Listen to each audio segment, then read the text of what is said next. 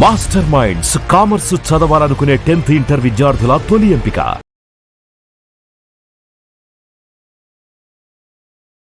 Welcome to Suman TV. నేను మీ నవీన్. ప్రస్తుతం మనతో సెలబ్రిటిక్ హోమియోపతిక్ ఎక్స్పర్ట్ డాక్టర్ చేతన్ రాజు గారు ఉన్నారు. హాయ్ సార్, నమస్తే అండి. నమస్తే sir. Sir, vitamin B12 so ఇది చాలా వరకు కూడా ఏదైనా మనకు నరాల బలహీనత ఉంది అన్న, కాళ్ళల్లో తిమ్మిర్లు వస్తూ ఉన్నాయి, కాళ్ళు లాగేస్తూ ఉన్నాయన్న దీని పేరే చెప్తూ ఉంటారు డాక్టర్స్.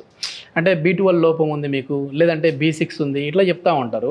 సో ఏంటి అసలు ఎందుకు ఈ ప్రాబ్లం వస్తూ ఉంది? అదేవిధంగా హోమియోపతిలో దీనికి ఎట్లాంటి ట్రీట్మెంట్ ఉంది సార్? ఈ నరాల బలహీనత, అదేవిధంగా నరాల్లో తిమ్మిర్లు. ఒక పేషెంట్ మన దగ్గర ఏ కండిషన్లో వచ్చిండ్రు తెలుసా?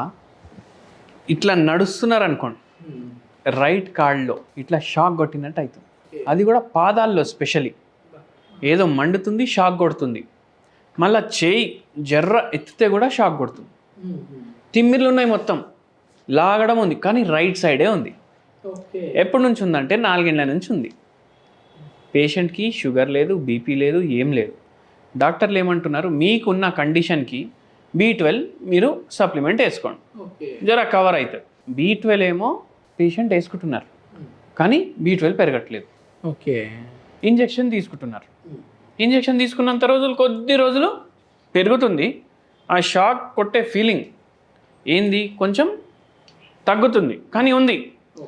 కానీ ఎప్పుడైతే ఎన్ని రోజులు నేను ఇంజెక్షన్లు తీసుకోవాలి సార్ అని అడుగుతున్నారు. అయితే ఇప్పుడు ఏంది హిస్టరీ నేను చెప్తాను మీకు.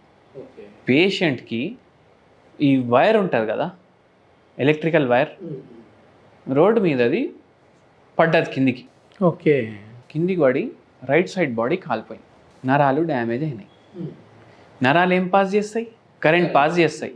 ఇప్పుడు ఎక్కువ కరెంట్ సడన్గా నరాల్లో పోయిందంటే ఏమవుతాయి? కాలిపోతాయి, షార్ట్ సర్క్యూట్ అయిపోయి. బర్న్స్ అంటారు, బర్న్స్ కేసు అంటారు. దాంట్లో ఇది ఎలక్ట్రికల్ బర్న్స్ కేసు ఉండే. స్పర్శ ఉంటలేదు, ఒక్కొక్కసారి కాలుతుంది, ఒక్కొక్కసారి కరెంట్ కొడుతుంది, తిమ్మిర్లు వస్తున్నాయి, ఇవన్నీ ఉన్నాయి, నరాల ప్రాబ్లం ఉంది. కానీ ఎట్లా వచ్చింది? ఇట్లా బర్న్స్ అయిన తర్వాత వచ్చింది. ఈ పేషెంట్కి మళ్ళీ B12 న్యాచురల్గా పెరగట్లేదు. B12 పెరిగితే మనకు నరాలు రిపేర్ అవుతాయి, కానీ అవి కూడా అవుతలేవు. అయితే మనం హోమియోపతి మందులు ఇస్తూ ఏం చేసినాము, ఈ పేషెంట్కి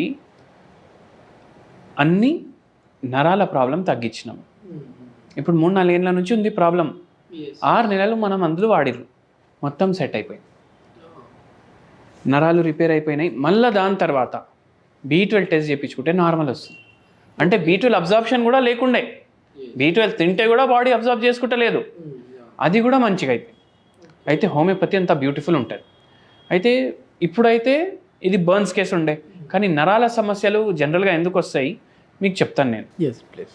షుగర్ వ్యాధి ఉంటుంది కదా, షుగర్ వ్యాధి వల్ల నరాలు ఎఫెక్ట్ అవుతాయి. నరాలు ఎఫెక్ట్ అయ్యి దాన్ని డయాబెటిక్ న్యూరోపతి అంటారు.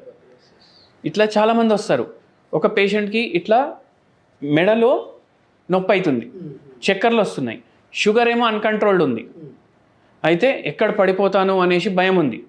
మళ్ళీ దాంతోపాటు ఈ చేతుల్లో తిమ్మిర్లు ఉన్నాయి, కాళ్ళల్లో తిమ్మిర్లు, మంటలు, నిల్చోడానికి వస్తలేదు, కూర్చోడానికి వస్తలేదు, పడుకుంటే మంచిగా అనిపిస్తుంది. ఈ పేషెంట్కి అడిగినాము, ఏమైనా స్ట్రెస్ ఉందా అంటే, అవును సార్ ఉంది సార్. అంటే ఏంటంటే మా చిట్టీల బిజినెస్ ఉండే, అందరికీ మేము రొటేషన్లో ఉండే, పైసలు రొటేషన్లో ఉండే, దేవుని దయ వల్ల మంచిగా కమాయించినాము, అన్నీ చేసినాం. కానీ ఒక్కటేసారి చాలామంది చీటింగ్ చేసారు. ఎప్పుడు అంటే కోవిడ్ టైం, ఎవరి దగ్గర డబ్బులు లేకుండే కదా, కోవిడ్ టైంలో ఎవరి దగ్గర డబ్బులు లేకుండే, అట్లా చాలా లాస్ అయిపోయింది. మళ్ళీ దాని తర్వాత ఆ బిజినెస్ బంద్ చేసినాం. ఆ స్ట్రెస్ వల్ల నాకు షుగర్ వ్యాధి వచ్చింది, 2-3 ఏళ్ళకి ఇట్లా అయిపోయింది పరేషాని. Okay okay. మళ్ళీ ఆల్కహాల్ కన్జంప్షన్ కూడా ఎక్కువ ఉండే. దీంతో ఏమర్థమవుతుంది? స్ట్రెస్ తోటి వస్తుంది, ఆల్కహాల్ కన్జంప్షన్ తోటి వస్తుంది, స్మోకింగ్ తోటి వస్తుంది, షుగర్ వ్యాధి పెరిగితే వస్తుంది. ఇవి కారణాలు ఉంటాయి. దీంతో కూడా నరాలది ప్రాబ్లం అవుతుంది. మళ్ళీ ఈ పేషెంట్కి మనం మందులు ఇచ్చినాము, మందులు ఇస్తే మొత్తం సెట్ అయిపోయింది, షుగర్ వ్యాధి తగ్గింది, నరాల ప్రాబ్లం తగ్గింది. మళ్ళీ ఒకటి హోమ్ రెమెడీ కూడా చెప్పినాము సార్. ఓకే, హోమ్ రెమెడీ ఏం చెప్పినాము? బంతి పువ్వులు ఉంటాయి కదా, 2 బంతి పువ్వులు తీసుకోవాలి, ఫ్రెష్, అది వాష్ చేసుకోవాలి. జర చిన్న చిన్న పురుగులు అవి ఇవి ఉంటాయి. వాష్ చేసుకున్నాక వాటర్ హీట్ చేసి ఈ 2 బంతి పువ్వులు దాంట్లో వేసి, అంటే మామూలుగా నార్మల్గా దండ కుట్టే బంతి పూలేనా మీరు చెప్పేది? అదే బంతి పువ్వు. ఓకే, దానివల్ల ఎట్లా ఇది? దానివల్ల ఎట్లా నేను చెప్తా. బాయిల్ చేసి స్టవ్ బంద్ చేసి ఆ వాటర్ ఫిల్టర్ చేసుకోవాలి, రోజు ఒకసారి తాగాలి.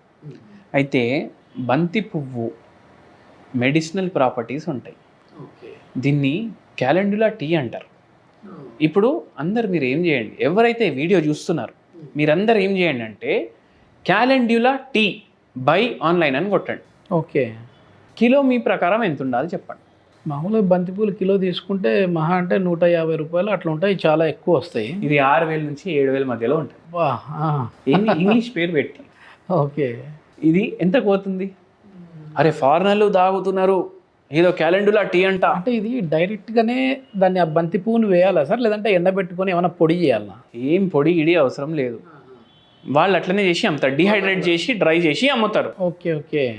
మన దగ్గర రెడీ అవైలబుల్ ఉంది కదా, వాష్ చేసుకోండి, అది బాయిల్ చేసుకోండి, 2 నిమిషాలు బాయిల్ చేయండి, బాయిలింగ్ వాటర్లో వేసి దాని జ్యూసెస్ దాంట్లో వస్తాయి. అది షుగర్ అది కొంచెం కంట్రోల్ చేయడానికి హెల్ప్ చేస్తుంది, నరాల పరేషాన్ని కంట్రోల్ చేయడానికి హెల్ప్ చేస్తుంది.